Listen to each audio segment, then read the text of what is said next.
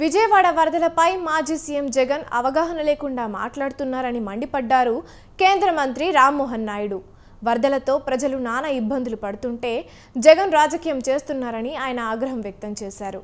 విపత్కర పరిస్థితుల్లో గతంలో ఎన్నడూ లేని విధంగా సీఎం చంద్రబాబు డ్రోన్లు వినియోగించి బాధితులను ఆదుకుంటున్నా జగన్కు నచ్చడం లేదన్నారు. 5 ఏళ్ల పాలనలో జగన్ చేసిన తప్పులకు రాష్ట్ర ప్రజలు బుద్ధి చెప్పినా ఆయన పద్ధతి మార్చుకోలేదని చెప్పారు. ఇకనైనా పద్ధతి మార్చుకోకపోతే మరోసారి ప్రజాగ్రహానికి జగన్ గురికాక తప్పదని రామ్మోహన్ నాయుడు తెలిపారు. నెగిటివ్ యాటిట్యూడే వద్దు, రాష్ట్రం బాగుపడాలి, రాష్ట్రం ముందుకు నడవాలి, మంచి నాయకులు కావాలి.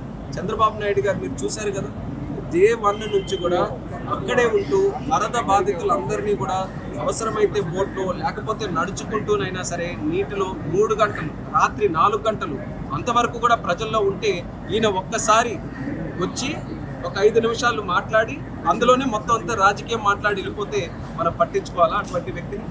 ఈరోజు వరద బాధితుల్ని ఎంత పెద్ద ఎత్తున చేయాలో అంత పెద్ద ఎత్తున చేశాము.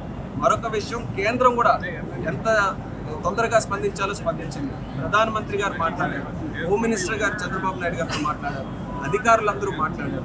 ఎన్డీఆర్ఎఫ్ టీమ్స్ని తక్షణమే పంపించాం.